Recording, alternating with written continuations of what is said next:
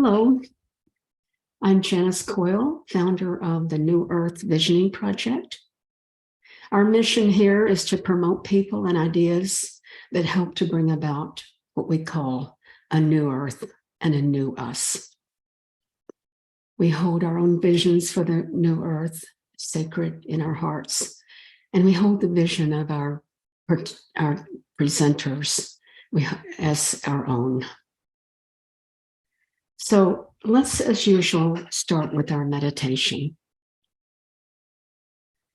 Okay, if you're comfortable, you could close your eyes.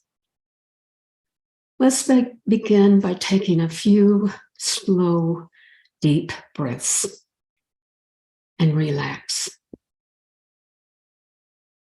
Relax the body, starting with the top. Allow the gentle, divine light, relaxation come down into your whole body, all the way down into your feet. Gentle, relaxing energy flowing through you. This energy is also pure love.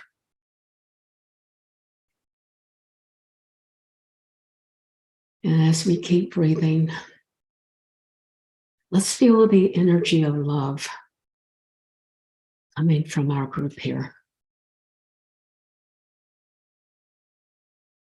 And as we tune into the loving energy all around us, we open our hearts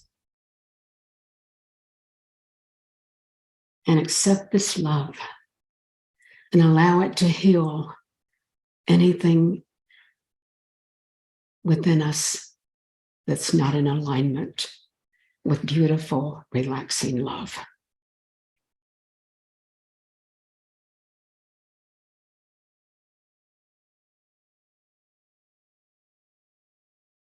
And while breathing deeply, let's listen to a poem, Rest in Loving Essence, written by our guest, Shelley Ostroff. As we begin our journey of healing, we hear release from our lives all that no longer serves. We agree now to let go of the noise and the toxins and the habits and the fears and the feelings that hurt ourselves and others. We shed that which is stale and rigid and lifeless, and relinquish all that has constrained our creativity and our compassion.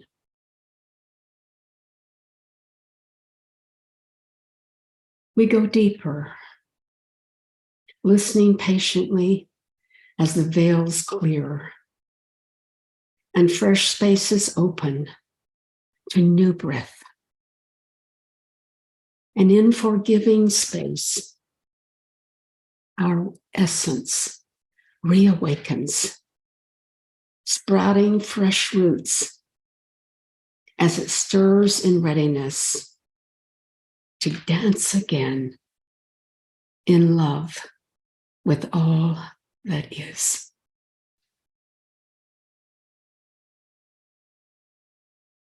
Okay, let's take a moment of silence and savor these words and the precious moments of now.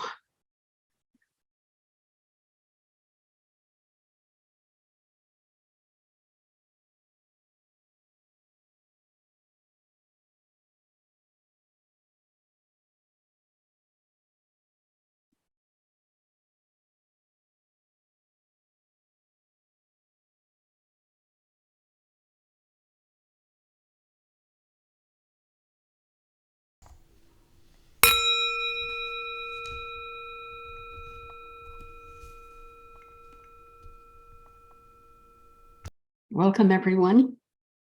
And welcome, Shelley Ostroff. Welcome. Thank you for coming. Okay. Thank you.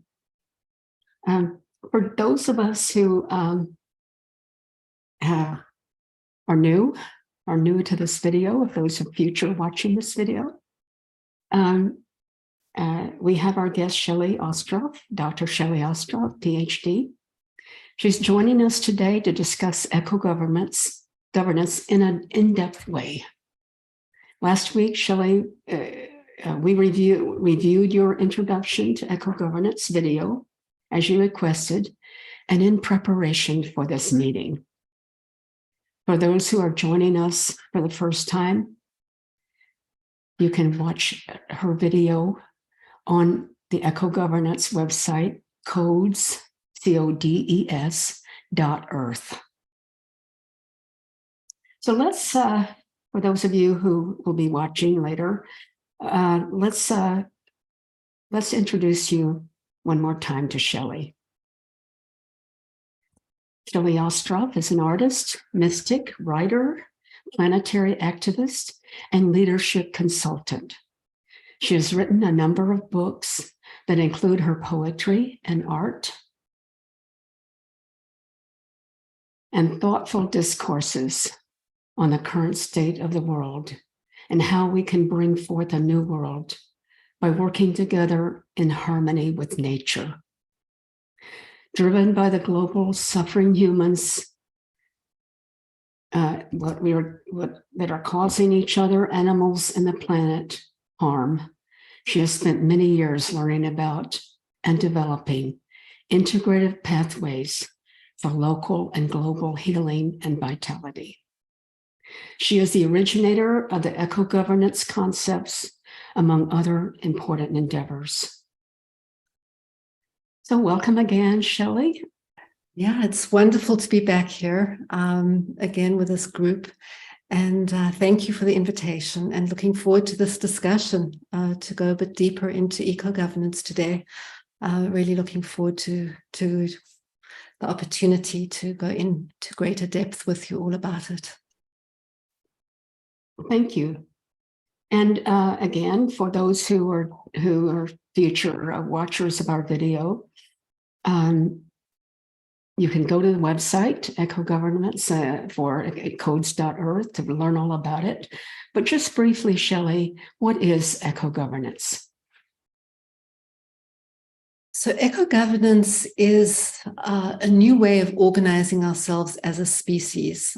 It really emerges from a deep sense that our current systems, all of them, including democracy, even though we may seem still idealized and just believe that if we find the right leader or the right form of democracy, it'll actually work, but really recognizing that all the current systems, past and present, are fundamentally flawed, and that they are a direct cause of the crises that we face on all fronts, that these systems are rooted in a paradigm of separateness, domination, privilege, and that they are causing the disease and devastation that we're seeing. So the idea over many, many years, this has been troubling me, and I wrote a paper quite a few years ago to understand why democracy is not working. And I wrote about the fundamental flaws of democracy. I wrote a paper called Deconstructing Democracy, which, as I was doing it, I was really revealing to myself the guise of democracy as something that actually can bring about a better world, and how fundamentally it actually does create division. It's a very human-centered understanding of the world. It's a win-lose approach. It creates incredible dependence of all people on a specific hierarchical structure and on leaders that know very little about how to steward life. So there was all of these myths that we have that just I'm seeing around us, and it felt important to articulate them and to see what can we do. And my understanding is that we have not always had democracy. It's not something that's written in stone. And while many are seeking to keep it as if it's the only decent option, it just felt like time that that we reinvent ourselves. And I ask myself the question, what would it look like if we were to start again? What would an ideal governance system look like if we were to implement everything that we know today that we didn't know then? If we were to apply our understanding of the interconnectedness of humanity with all of life and all of creation, what would that look like? And if we were to think about how to create a thriving world for all of life, surely there's a better way. So this is a work of many years of deep listening and learning, and it's an offering that is ready to come out into the world today. It builds on much of what is happening in the world. It builds on the incredible movement that's already moving in that direction, where people are uniting around the world and they are bringing in ideas for new systems, economic systems and agricultural systems and education systems. And yet we're still not seeing the whole. We're still not seeing how it all fits together. So eco-governance is an architecture.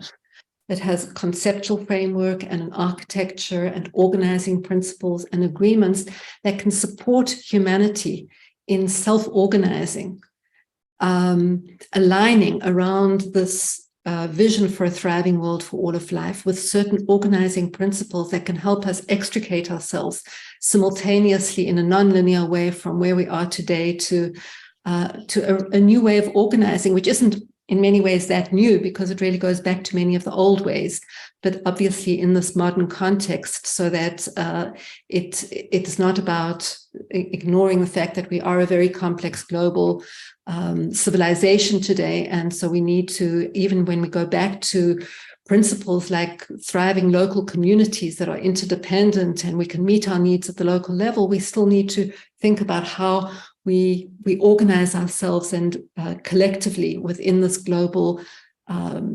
situation. And also we need to understand how we move from this very critical situation that we've created on the planet today, how we heal what we've damaged, and transition to a new way.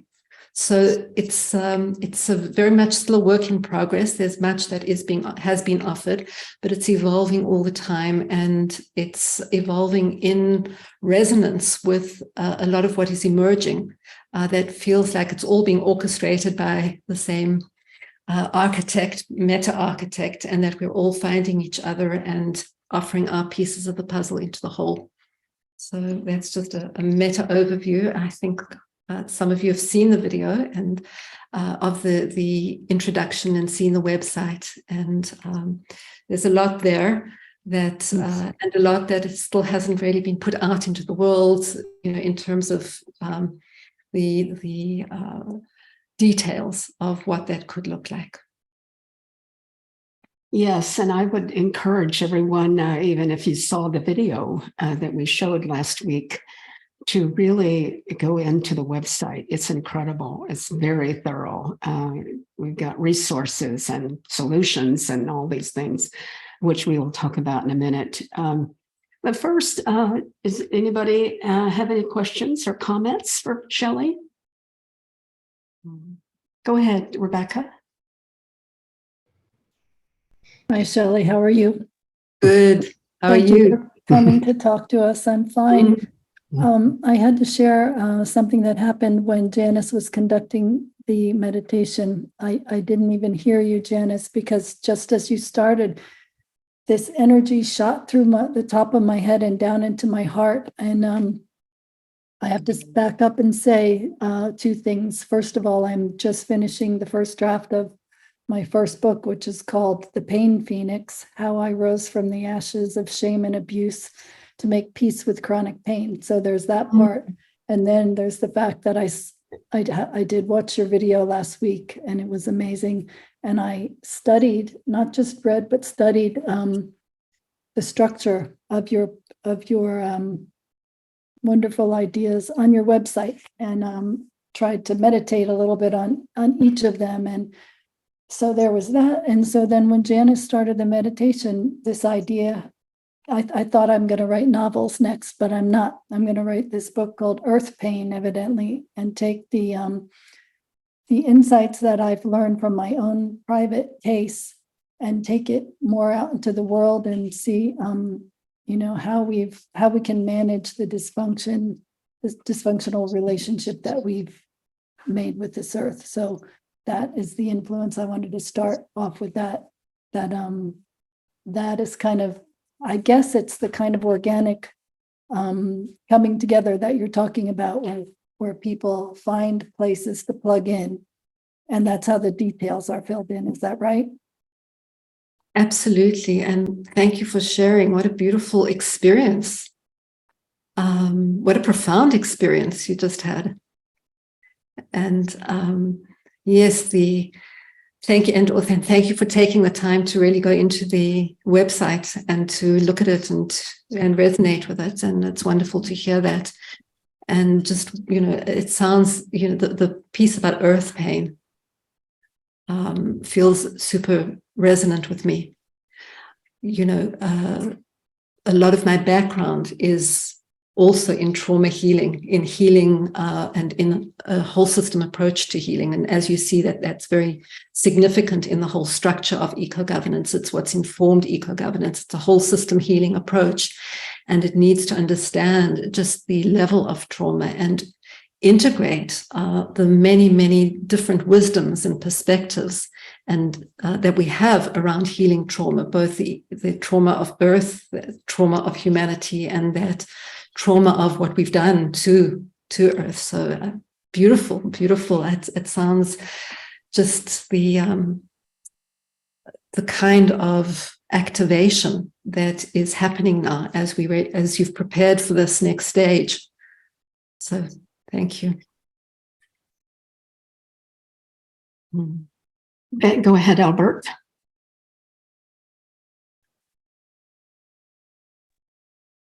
Hi, Shelley. Thank you for being here.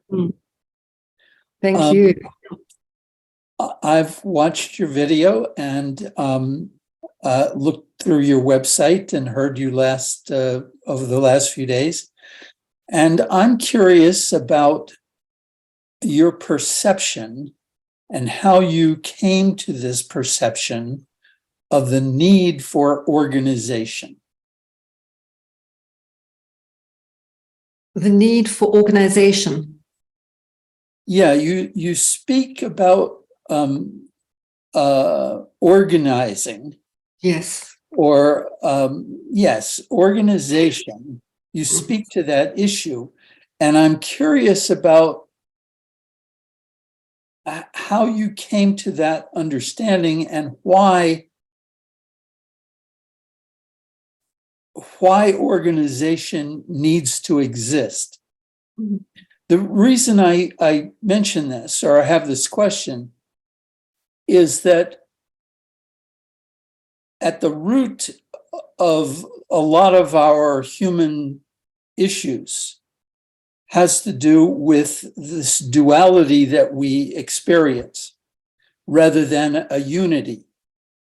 The human experience could be characterized by dualities, political systems, other kinds of systems. Those are organizations. And usually they're divided, at least archetypally, on masculine and feminine dynamics. So I'm interested in hearing what you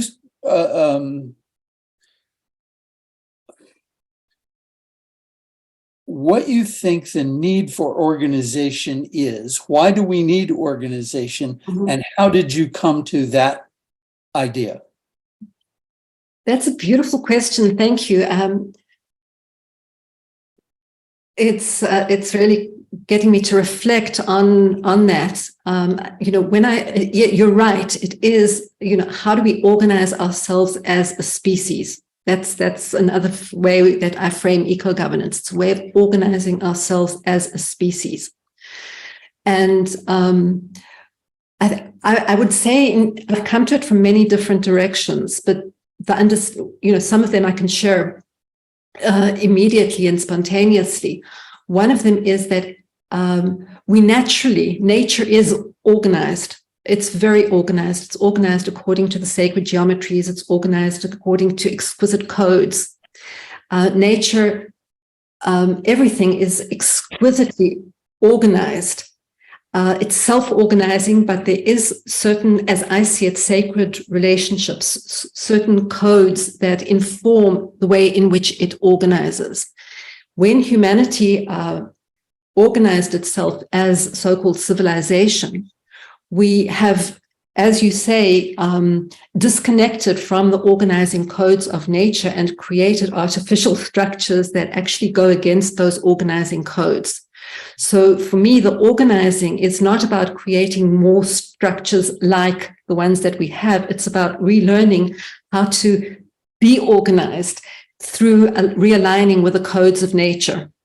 It's allowing ourselves to renature ourselves and allow nature to allow us to self-organize in as we would naturally do when we reconnect with, when we extricate those codes that have interfered with our ability to act as nature. And it's very much about the rebalancing of the masculine and feminine. Because, as you say, in this patriarchal, colonialist way of organizing, we have disconnected from earth, we've disconnected from nature. There's been an oppression of the feminine. And so there is a control mechanism that is very much about hierarchy and power and domination, that is not about nurturing and caring and about the interconnectedness.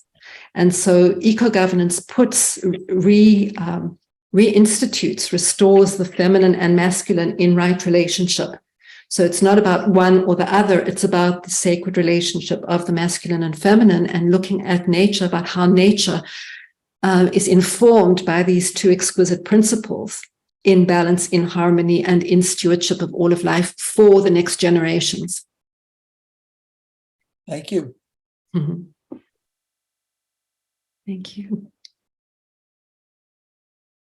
Yes, it's kind of like a win-win instead of win-lose situation. Yes. Yep. Okay, anyone else? Any comments or questions? Go ahead, Teddy.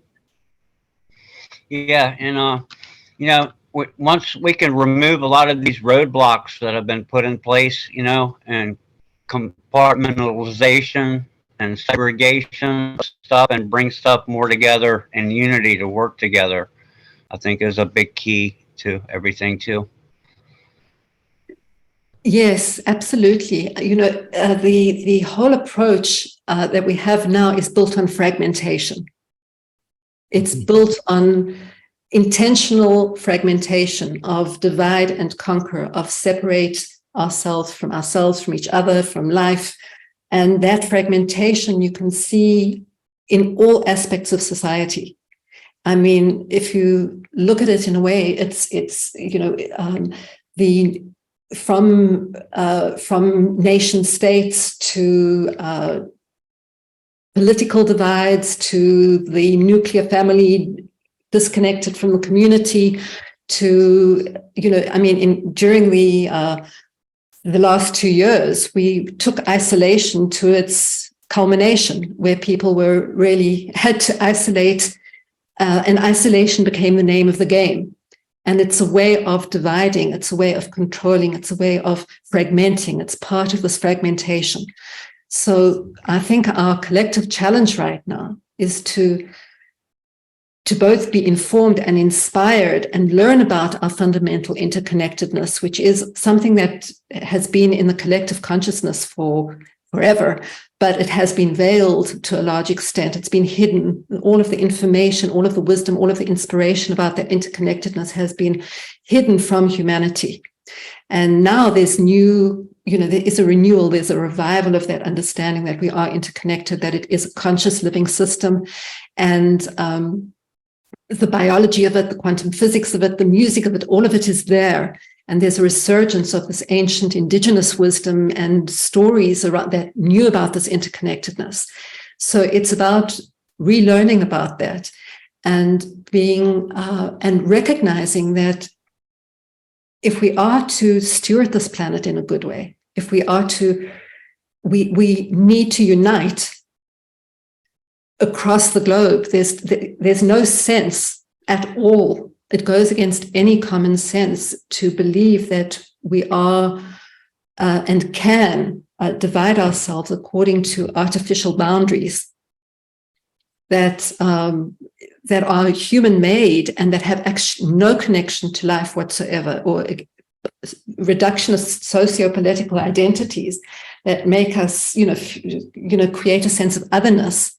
So as part of this process that's happening now is that we realize that in order to be able to have our core needs met, as you saw in the video, whether it's living soil or healthy water or clean air or vitalizing food, all of these core needs, we can't do it at the expense of any other. Water doesn't have boundaries, soil doesn't have boundaries, air doesn't have boundaries. So if we're going to heal our planetary waters, which is an essential if we are going to go into a place of health, if we're going to heal ourselves, the foundation of health is healthy water. We are water beings. So we can only do that when we collaborate globally and create global agreements around protecting in an uncompromising way our planetary waters. And rather than believing that the water that is within the local area that we live in can be owned by governments or corporations, I see it much more that the people who live in that local area and governments, as long as they exist, need to be actually accountable to the rest of the world for the way in which they steward that water, because the water cannot belong to anyone. Its cycle, its cycle shows that the water that is in one place will end up on the other side of the planet. So, this kind of understanding of how do we unite around universal foundational agreements that supersede in any way the kind of laws that go against life that we now are living by and that we're all colluding with, and we're allowing to claim legitimacy. Thank you. Anything else, Teddy, you'd like to say?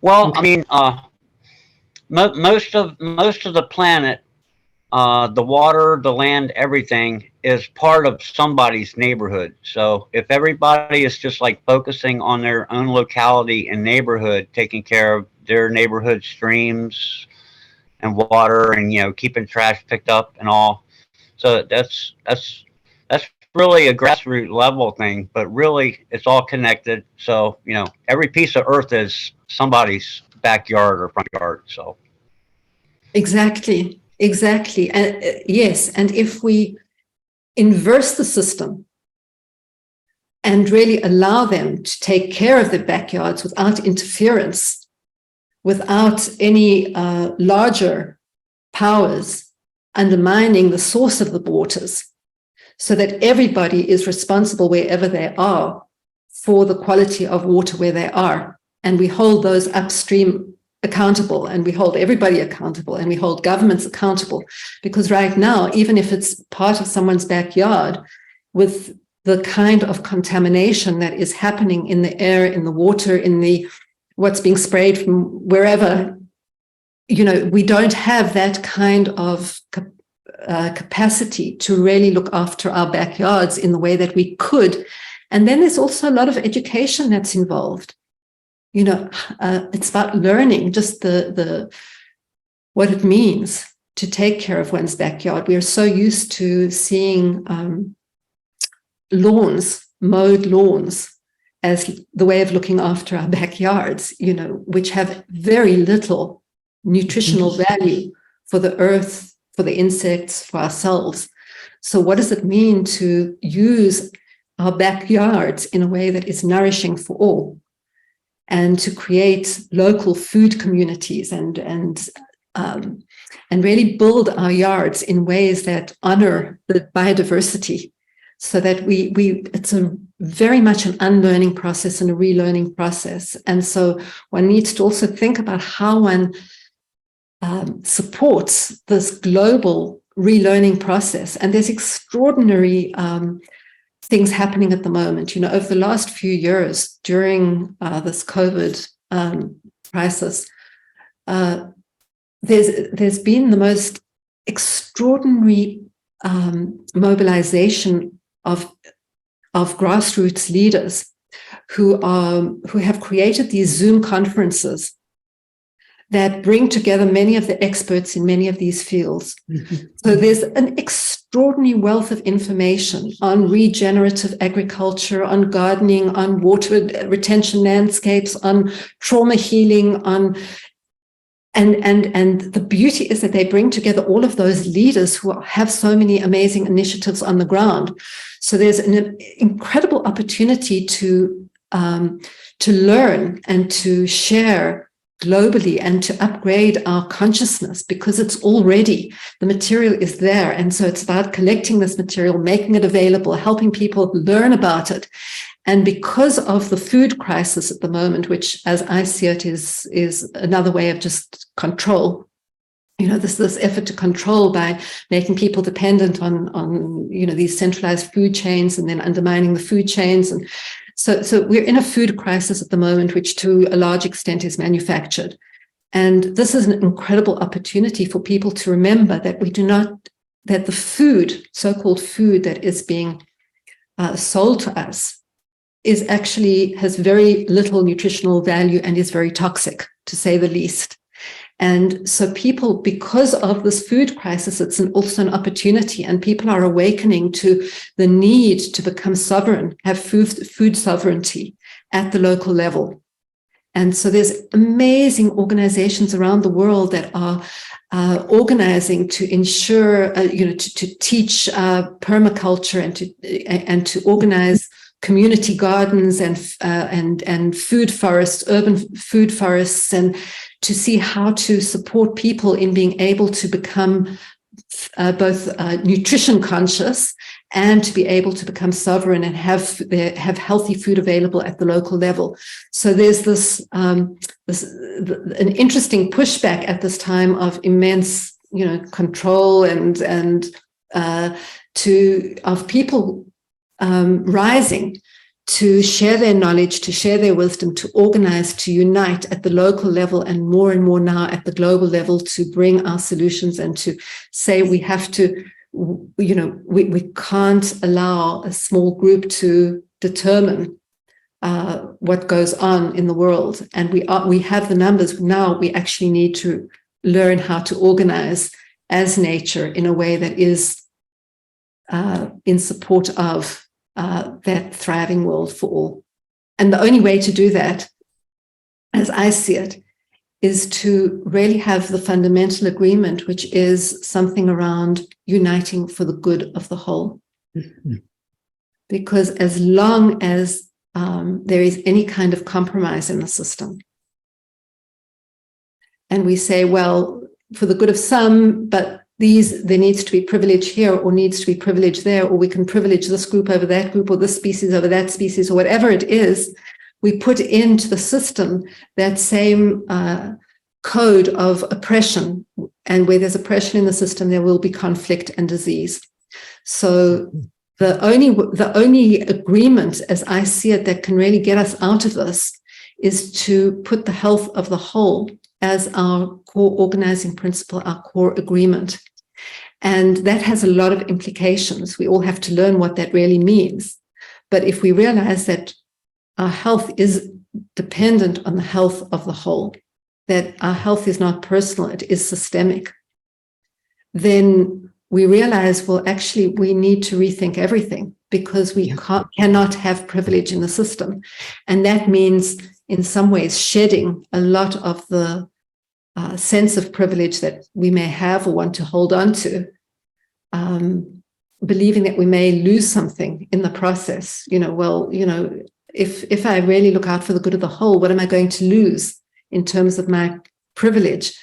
But I think with the crisis at the moment, the way it's escalating, people are beginning to realize that whatever they may lose, they'll be losing anyway in the very near future. And that what we stand to gain from really putting the health at the whole as our core organizing principle is way beyond what we have right now, because it really is a possibility of deep abundance and health for all, which I think none of us can really have at the moment. And I see that also there seems to be a because of the crisis, and one of the gifts of this crisis is that many of us are opening our hearts and expanding our spiritual awareness. And of course, compassion and compassion for what the earth is going through, our Mother Earth is going through, and animals are going through, and we are going through. I think has opened a lot of hearts, and this is one of the things I think are motivating us to learn about eco-governance and the other things of it. For example, Charles and I are passionate about water. Clean water for everybody. And you list on the websites some of the current context to put this in. 4 billion people, almost 2/3 of the world population, experience severe water scarcity. That affects my heart. I don't want that to be, there's a compassion that happens. And I don't want to see videos of these poor women walking miles and with buckets to bring back some water for their family. This doesn't need to be. 771 million people don't have clean water close to home. 2.1 billion, 30% of everybody you say don't have access to safe water. 80% of the infections and deadly diseases are waterborne, and on all of the South. These kinds of statistics you put on your website, which I kind of knew in a way, affect. I don't want that to be. I don't want that many people to suffer. And I think that we're opening our compassion. And Charles and I give money to people that are building wells and things like that to help the situation. And again, we need to, as you said, with the backyards, be careful with our pollutants and everything, and also start growing our own food, which we intend to do. It's just, I think that I see a renaissance in compassion happening around, and I attribute that to the crisis we're in. We go within. We said, "Oh, well, how can we help each other? I need other people. I need this also." So that's a good thing. A good thing happening. Yeah, beautiful. Thank you, Janice. It's the water is so foundational to everything. There's so much to say about it, and just I did mention last time that proposal for a world water law that we put forth, which I can go into a bit more if there's interest. But Rebecca, you've got your hand up. So I live on Sanibel Island off the coast of Florida, and in September we were devastated by Hurricane Ian. We had 4 to 10 feet of water that went over the whole island. So we are 75% wildlife sanctuary. So the hurricane really altered the ecosystem on this island. For example, there's no fresh water anymore on the island. And a lot of the species obviously didn't make it. And some humans didn't make it either. And there's a lot of houses that were destroyed. There were 150-mile-an-hour winds, and no one's yard made it. So there's a lot of discussion on the island about, how to move forward from the devastation, because we've always been very responsible and cognizant of nature, I think, maybe more than the average community. And, there's the temptation, it's a balance between, going for the short-term fix and the longer-term vision about what to do. And we do have an educational program about using native plants and not planting grass and that sort of thing. And And it's amazing because when we first came on the island, which was by boat because the causeway was breached by the hurricane and there was no other way on the island, it looked like a bomb had gone off and there was nothing green on the island. And it shows you the resilience of nature because 6 months out, there's a lot of green. You see a lot coming back, but it is the native plants that are coming back. It's not these other things with the flowers that we've all been planting. So there's a lesson in that, and that's part of your organizing principle. You know, that's the way that nature operates, you know, in a natural way. I mean, that's the way I think that you're talking about us organizing, you know, not against nature by planting lawns that, you know, have to be fertilized, that causes problems down the road with pollution, but, you know, going with nature and planting native. I mean, that's just one small example. And, you know, my question, I guess, is, I mean, I love the plan. I mean, I'm all in on it, but I have a logical left brain being trained in economics. And I guess my fundamental thing is, how do you get a large enough buy-in, you know, so that these changes can be felt in a time period that's not glacial, but, you know, smaller than that? How do you think that can be done? It's always the big question, isn't it? How do we do it? And how do we do it now? Because we don't really have that much time. What I would say is that it's happening. In other words, there is a global movement that is happening organically. It's almost like there is this intelligence, this regenerative intelligence that is beyond any one of us, and we're all part of it. We're just listening and doing our piece of it, but there's something bigger that is orchestrating this. And the way that I see it is you can see certain patterns of how it can happen and how we can accelerate it happening. The full details we may not yet know, but we can see the emergent patterns and then say, how do we amplify those patterns? And one of the key pictures that I see, and which is part of the eco-governance offering, is to say, how do we ask the generative questions, the simultaneous generative questions? How do we restore right relationship with the foundations of life? Earth, water, fire, air, climate, biodiversity, and the web of life. How do we ensure the core needs of all humans and animals are met to healthy soil, vitalizing food, fresh, clean air, fresh water, health, comfortable shelter, safety, emotional and physical safety, and the conditions needed to manifest our potential? How do we ask those questions as a whole and look as a whole at how to do it? How do we ensure the most vitalizing flow of energy and information throughout society? What happens when we look at that prism? You know, when we restore right relationship with energy, when we start to understand what energy really is and realize that the stories we've been told about energy are very agenda driven, and that energy is free and energy is everywhere. And when we look to nature, at how nature works with energy, how do we ensure the most vitalizing flow? How do we restore ourselves and restore our culture and consciousness?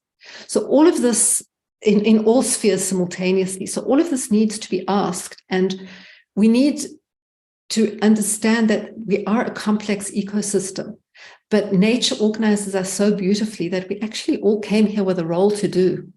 So some people are focusing naturally on economy, some people are naturally focusing on governance, some on agriculture, some on water, some on healing, some on everything. And we're all there, we're all doing it, we're doing what we're supposed to do. So the most exciting piece at this point is, how do we enable ourselves to see the larger picture and to come together and see our interdependencies and amplify what's already happening and get inspired and take action and move from dependence to co-creation. So one of the main actions, I think, at the moment is to help the whole see the whole and to organize around these questions. And it's not located in any one particular centralized area. It's the codes and the questions and the organizing principles are there, and they're working the system, and it allows everybody who's working in that to come together and around it. So it's setting up that kind of an architecture that supports the whole in being able to do what it's doing already in a much better way.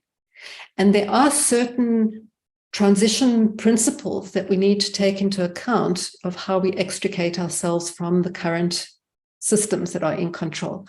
But even just by asking the questions and by surfacing those solutions that already exist there, coming together around that kind of question already amplifies the movement. It surfaces, it brings the collective inquiry and wisdom and channels energy into those kind of key questions that you're asking now. How do we do it? So it's not like there's any one answer, but it's when we can ask those questions in a coordinated way and surface that which is already happening and see how we can build on each other and then see how that question is related to the other questions. We start to reweave the fabric of our interconnected living system and now enable ourselves to restore the integrity of the whole and function as a coherent whole once again, beyond the silos. So I don't know if that answers, but that's something of the way that I'm seeing it at the moment. That's a great answer. Yeah. Thank you. Albert, you wanted to say something. Oh, and Jean.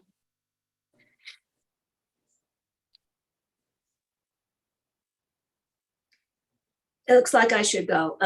Albert, I really appreciated Albert's meeting the other day, and he's quite an expert on these things, so I won't overstate myself. But I was too interested on how the groups can get together when it's small groups like ours and uniting together. I mean, it has to be like some sort of taking a stand in our various ways, on individually being the light and so on, like we've been doing. And then government-wise, there's structures for this, but obviously not the structures that are working very well. Does this mean a takeover? What are we ultimately saying here? I've seen it work in my own little ways for small groups, making it work in a government system, which was very hopeful, but very stressful and does take time to rattle a few chains to make things work. So are we also talking about getting the bigger picture through our representatives, because that structure is there?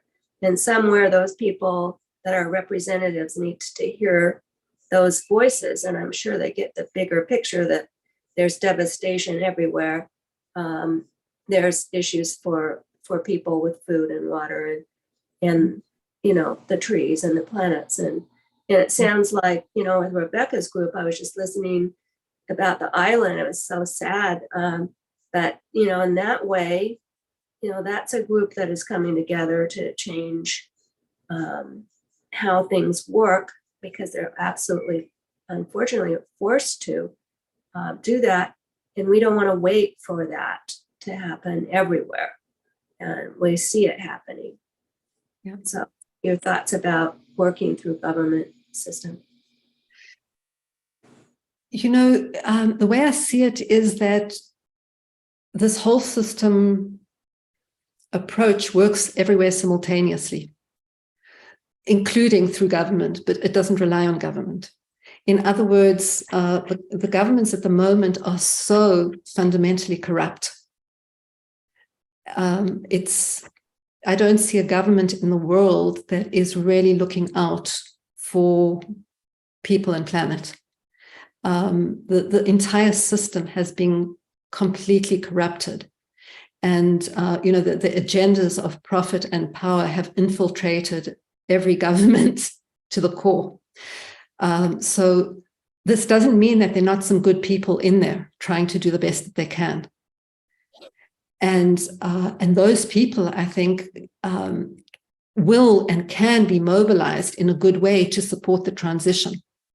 I think there's a couple of things happening simultaneously. One of them is that there is a real move to localization and to naturally self-organizing groups at the local level to become as independent and sovereign as possible. There is a collapse of the big structures. These large systems are imploding.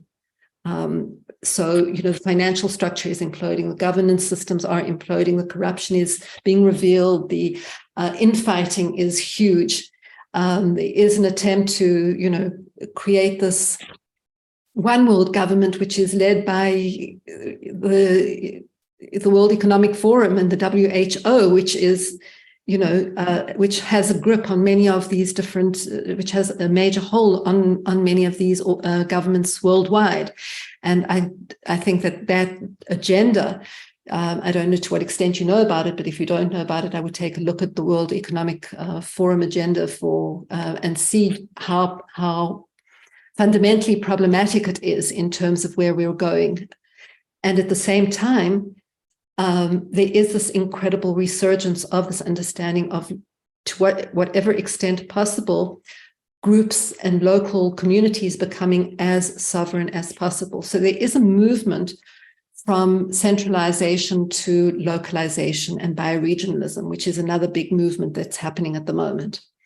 And ultimately, eco-governance, does have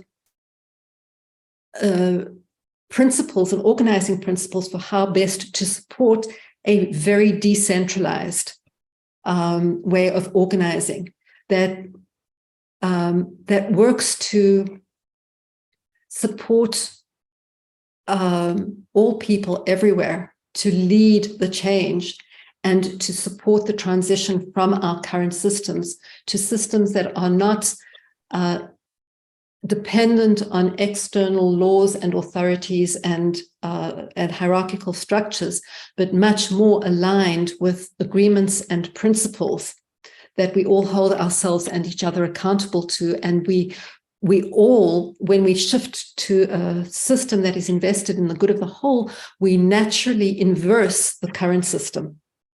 And we work to ensure the most vitalizing flow of energy and information. We invest in the good of the whole. We invest in the flow of abundance rather than in hoarding. We only work with that which is healthy and healing.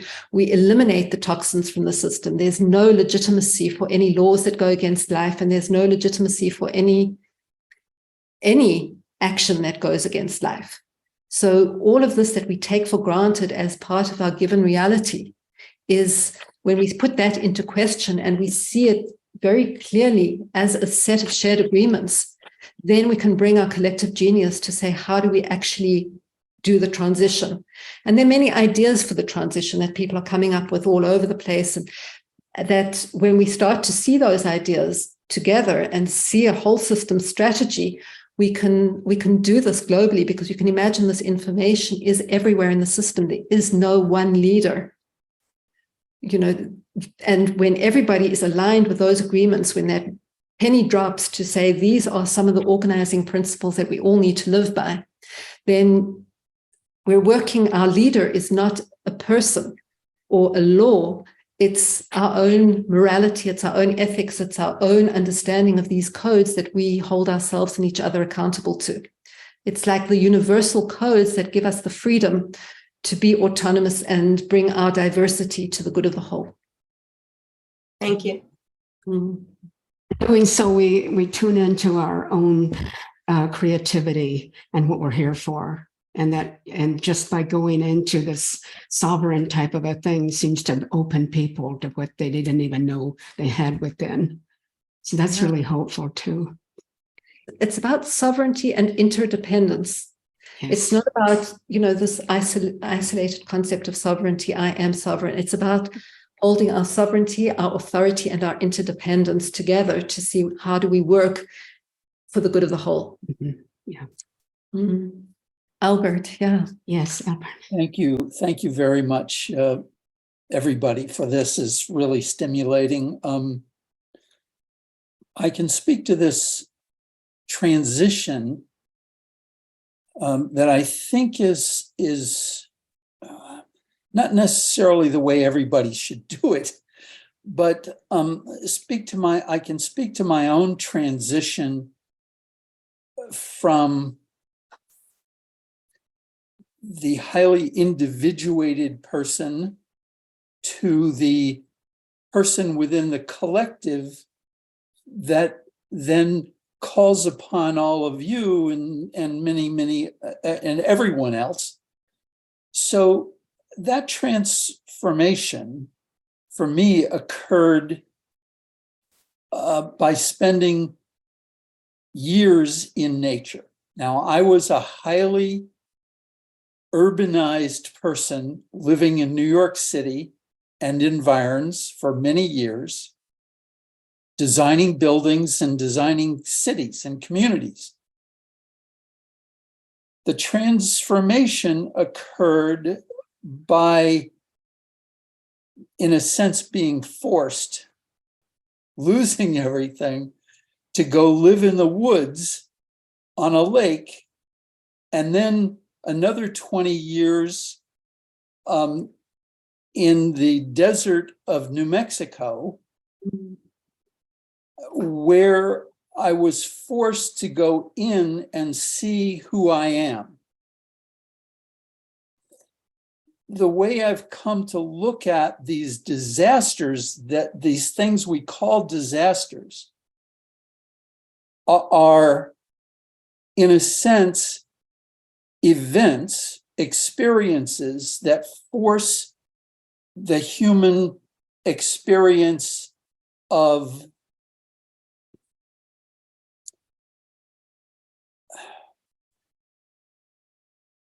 learning opportunities that forces us to realize that we are much more than we think we are.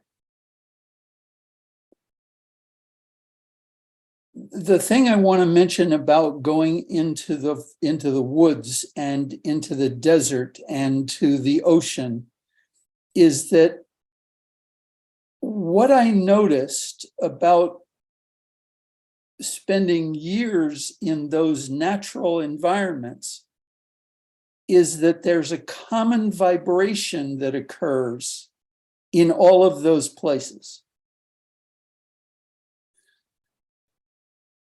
That common vibration I've come to look at as representing the principle of order. Now, I don't mean order in terms of organization or hierarchy.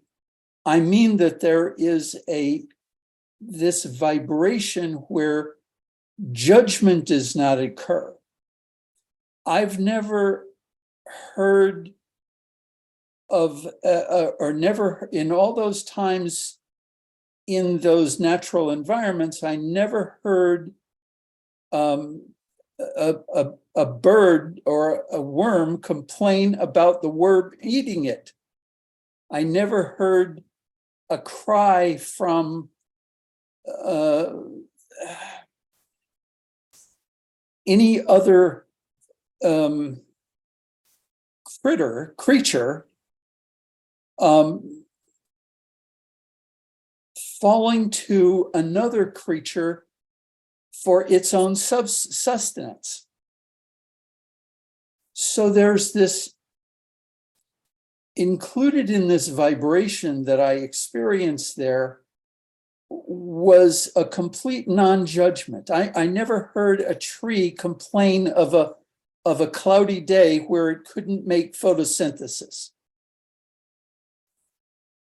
So I started to observe this vibration and feel what it was like to embody that vibration. And that's at the point I began to embody that vibration. I started to really feel what nature it holds for us as a human species to understand its value. Yes, we can observe how it behaves. We can observe a lot of different things about nature, its physical existence. But this underlying vibration, in a sense, taught me more about, when I started to embody it, it taught me more about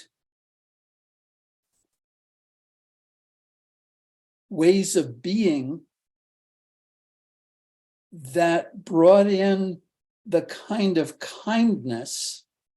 It helped me to really understand what it's like to be in a masculine body and incorporate my inherent, because in the masculine body, I was focused on knowledge and action. And it started to help me understand how to incorporate and balance out the feminine qualities of nurturance and creativity. So this vibration, I talked about it when I made my presentation a month ago, but I found that essential. So I would love to know what you might think, any of you, but Shelley, of course. Yeah. Thanks. I think even the fact that you're using the word vibration is significant,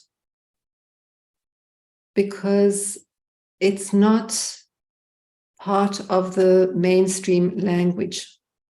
To me, vibration is the language of life. And it's when we start to attend to the subtle dimensions of vibration, we become much more whole. We become much more active in all our embodied intelligences. We become much more capable of responding and understanding our place in the world. We become much more aware of our impact on the whole. We become much more able to commune with other species. It's because so in our reductionist, mechanistic world where we focus on outcomes and we so busy, intoxicated with the busyness of the day and outcomes and the physical reality, we're not attentive to that language of vibration. So to me, the language of vibration that you're talking about, and specifically the language of nature, and when we attune to that vibration, everything changes. So I just resonate with what you're saying very deeply. And I think that is part of the reskilling that we need to do. And it's not about, it's really about how do we embrace that process of attuning to the language of vibration, of communing with nature, of being in nature, of being in silence. It's very hard even to find silence in the world today. So I might also mention that I started to realize that in the current day environment of, let's say, New York City, there was this competition that was going on where one person was thought they had to steal energy from another in order to have the energy. What I realized in nature was that there was a natural exchange, that I could open up the top of my head and bring in the energy that I needed to sustain myself, that I didn't need to take it from anywhere else, but it was naturally available, and I learned how to bring that energy in. That was the life-giving force, the life-giving vitality. beautiful. So, and anybody can learn how to do this. And I don't know that everybody has to go out in the woods for many years to do this, but it's a skill that can be learned and be shared. Thank you. Yes. It reminds me very much, to just bring and presence here what I call the vitality code. which is very central in eco-governance. So when I began to meditate with nature and ask, how does nature organize itself with so much exquisite beauty and elegance and all of this complexity, but it just looks so easy and harmonious and beautiful. I got such a beautiful answer, and that has inspired much of eco-governance, because we talk of nature as outside of ourselves in many ways, but we are nature, and we can also look inside ourselves to say, how does nature work within me? And so the answer I got was that nature organizes itself according to a very, very simple code, which is the code we can see even in our own physical bodies or in an ecosystem. And it said basically that it is the code of nature that ensures that all parts of the whole receive precisely what they need in order to manifest their unique potential in mutual nourishment with the whole. So if you think about our different organs of the body, they all receive what they need, not what the other needs. They all receive what they need, not for themselves alone, but for the whole system. And this is a holonic world, it's a fractal world. So, and you said a very important word there. There's a receiving and a giving. It's reciprocal. Energy flows, energy is in circulation.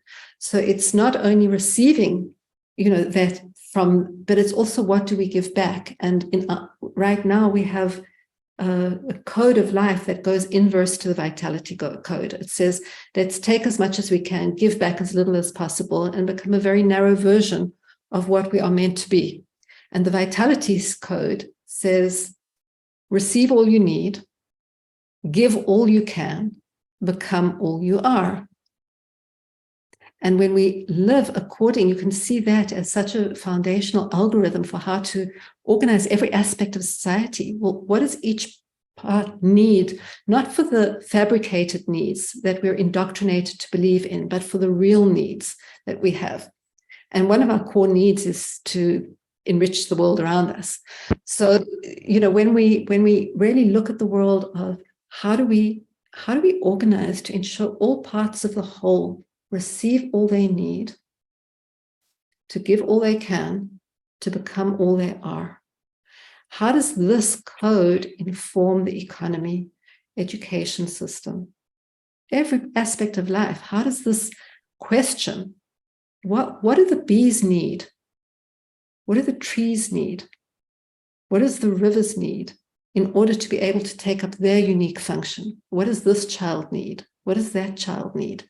And so we begin to look at life, to explore life through this field of inquiry that encourages us to be attuned to the diversity and similarity of our needs and our gifts, and to see how it works. There's similarities and there are differences, and the differences create this exquisite richness and resilience and interdependence. And so we learn to become much more appreciative of diversity and to nourish it and to become empathic. And this and one can do it on a very refined level of not only what they need physically, like we need water, we need this, what is the emotional care that people need and animals need, and so on. And that also takes us into the world of emotions, of vibration, of empathy and compassion and connectivity and communion with other beings. When we learn how to bring that energy down through the top of our head and then out through the heart chakra, then it really changes things. Beautiful. And I'm sure as a poet, Pablo Neruda, changing the world is an inside job. Absolutely. Beautifully said. Teddy. Some of the things like the windmills and the sonars and radars that confuse marine life and the other frequencies that confuse the bees, mess with the bees and stuff. How to tackle those big things? Yeah. I'm not sure I understood fully, but let me say what I heard. It's something about all of those technologies that are really interfering with the natural frequencies.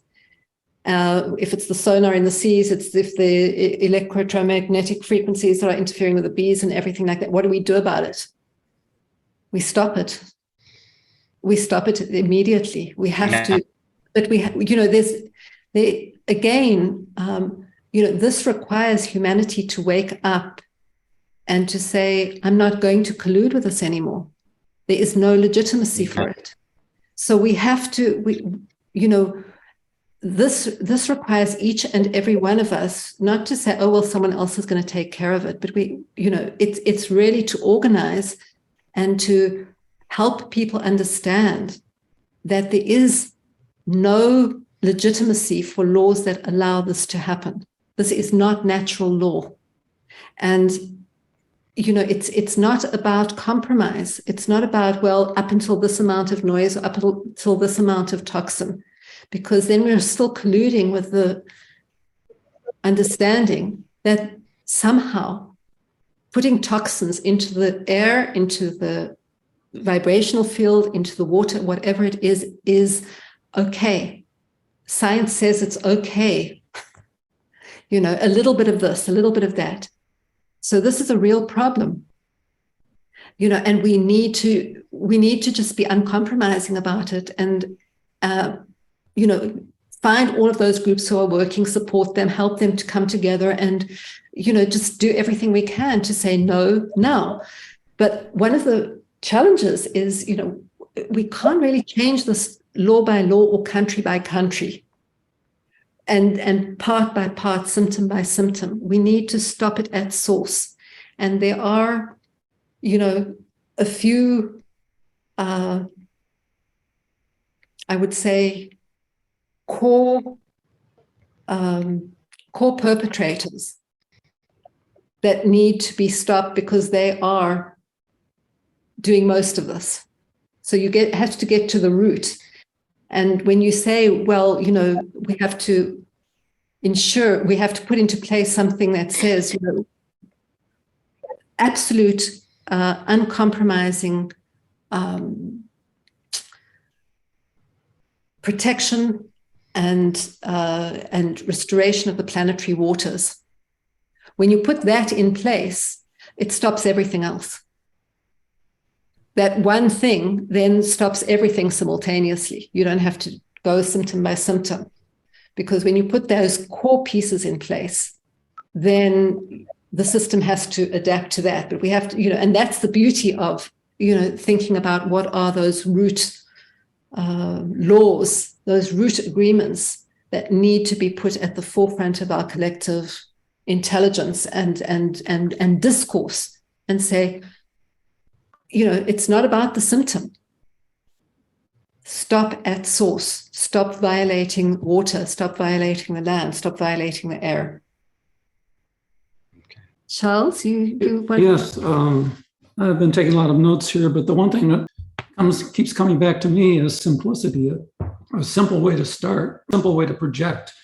And the example I have here locally is that we a community mailbox. It's 3/4 of a mile away from us. And a lot of times I'll walk down there and back, and I bring bags with me and collect all sorts of trash that people have just thrown off onto by the walkway, by the highway.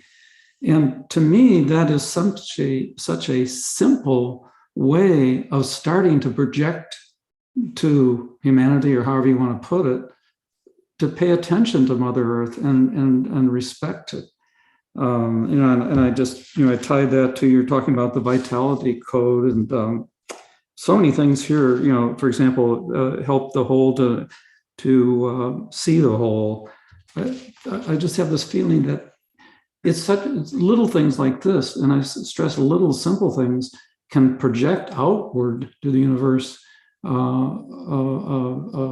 helping to create awareness. And I've had people actually stop their cars and saying, I'm going to start doing that or something like that. But I think just something so simple. We've talked about a lot of big things, from all sorts of scientific things, but the big key right now is shifting the world, if you will, away from this attitude that everything that I don't have to be aware or think of other people. And then, but if we can just project simply and then build from that, and help to return focus on integrity. I could go on. I just took so many notes here, really tying into what's been said here. But I just love the term "keep it simple," and I think that's such a simple way to start out, and that can help them to project all these larger expansions and movements. Beautiful, thank you. I love that. You know, I love what you're doing in that sense, and when we all do that little simple piece, and it does, you know, I know the impact it has, you know, because we're already putting into the field something that entrains us into greater awareness. So every act that we do like that already entrains the vibrational field into a more caring culture. And so we work from those very simple things to the more complex, and everyone does their piece. And then we start to see, you know, how it all comes together in the weaving. Albert. One of the universal principles that I have become very familiar with is the principles of the conservation of energy. And certainly nature exhibits that completely. But one of my other heroes, Buckminster Fuller, spoke to this issue of the conservation of energy when he said, "Don't waste your time and energy fighting an existing system that you don't agree with. Design a new system and make the old one obsolete." And what that does is it speaks to personal responsibility. It also speaks to the idea of building a better wheel so that people can observe the better wheel, and adopt it for themselves. So that in that respect, just realizing that took a lot of the fight out of me, and the need to convince another person with my mind, my intellect, and combining that personal revolution with the idea, well, if I can stream this idea out through my heart and people can observe the new Al, some people wondered what happened to the old one, but if I can stream out through my heart who this is and the joy and the beauty that I've found in this new way of being, I don't have to waste my time trying to convince anybody of anything. Absolutely. You know, if somebody wants to try that method, that's fine. I'm not gonna, argue with them. Yeah. That's the way I choose to set an example. Beautiful. Absolutely. And eco-governance is built on that principle. You know, it really does say this isn't about fighting the old system. It is about showing a new way, and it's more about inspiration. And if it's, if it's compelling in its integrity, then that's what will make the change. So it's really about creating the new frequencies that are so clear, common sense, obvious, and compelling in their benefit for the whole that will make the difference. But that's what can steer our attention away. You know, it's like channeling the energy towards something that is inviting, compelling, inspiring, and also very familiar, because eco-governance to me it reveals what we already know. It's not, in many ways, it's just unveiling something that has been obscured for so long. And that's part of the beauty of it, is it says, Yeah. when people look at eco-governance or at the codes for a healthy earth, they say, I know that, but thanks for putting it together in a way that makes it clear, because now I remember. Now it's made it, it's made something I was feeling, all the time, but it's helped me to see it. And when we see something, it makes it so much easier to achieve it. It's so that's the offering, is to make that to make it more accessible and clear and remind us of what we already know. And as parents, to demonstrate that to our children.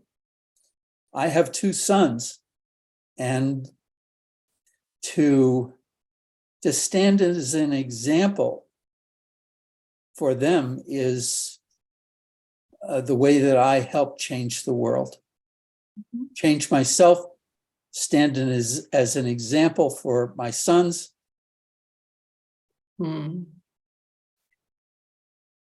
So, yeah, Rebecca has to leave. Yes. And I think we have to start closing anyway. Yes, we do. Thank you, Rebecca.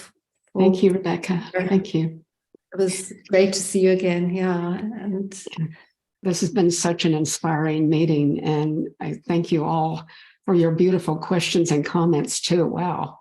Very inspiring also. I just want to say thank you to everybody here and especially to you, Janice and Charles, for organizing this. It's so inspiring what you're doing, and so much gratitude to you for really creating these spaces and holding these visions on behalf of us all. So I'm happy to share the vision. I'm happy to just end with a brief meditation, whichever feels right for you. Okay, let's. I'm going to send to everybody anyway your beautiful vision. I'll send it in an email, and you can read her vision or listen to it being recited on the website. So why don't we do a brief little meditation from you, and we'll say goodbye. Thank you so much for coming, and thank all of you for coming. I'm just going to share screen very briefly just to show you the vision so that you can see it. If you go to codes.earth, there's a page here called Vision. And there's a beautiful vision that was actually written by my partner, Jan Golding, who's a co-steward of eco-governance.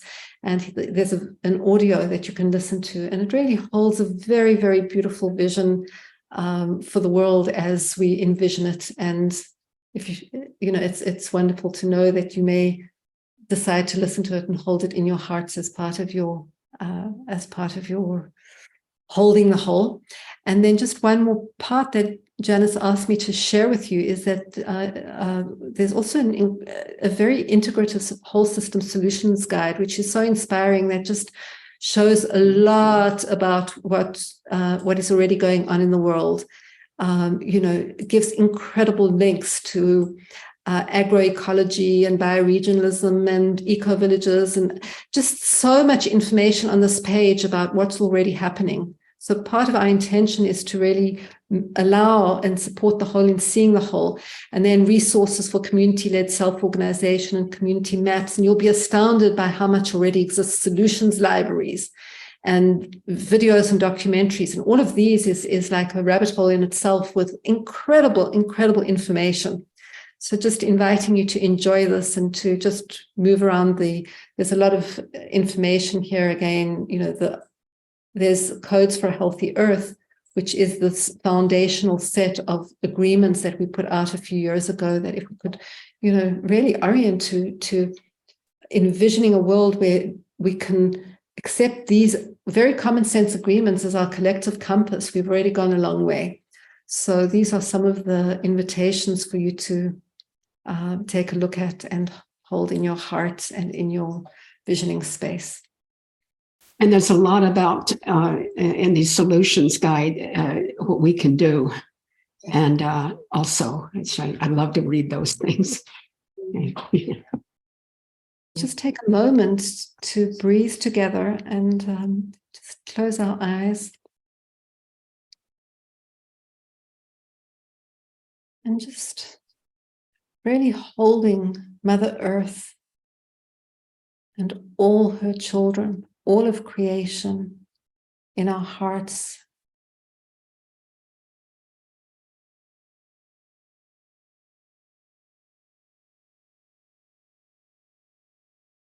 And envisioning in our hearts, bringing into this moment a thriving world for all of life, the most radiant manifestation of our collective potential. And we see it and we feel it.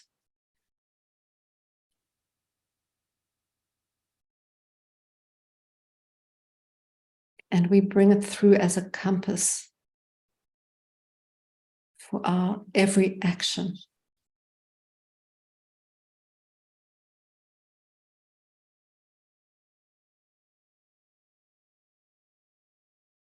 A world that is vibrant, where all humans, all animals, all beings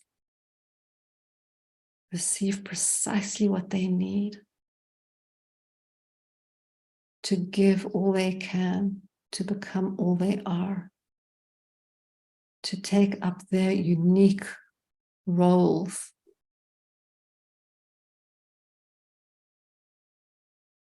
in co-creating a world that works for all, and that is an expression of the fullest evolutionary potential of humanity as we rise together, embodying love and wisdom in action.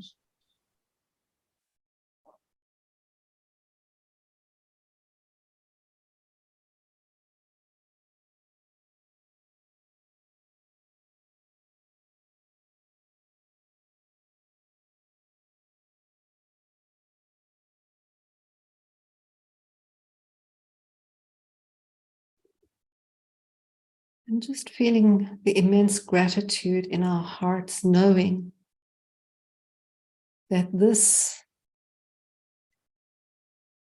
whole system intelligence, this regenerative, loving intelligence, this evolving consciousness is manifesting through us.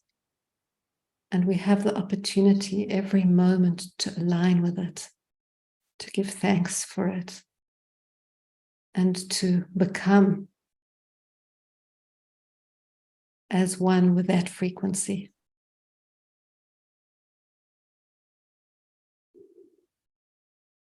And in doing so, we will be animated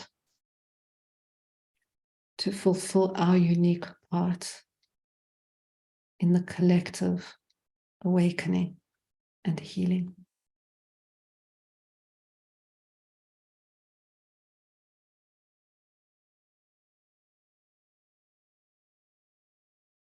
And with deepest gratitude to each of you for your presence,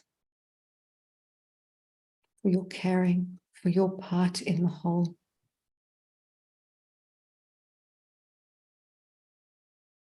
Let's gently, at your own pace, begin to open your eyes. Thank you. Thank you so much, Shelley. Thank you, thank you, thank you. And the rest of you too. Thank you. Thank you for being here. Beautiful, beautiful discussion. Thank you.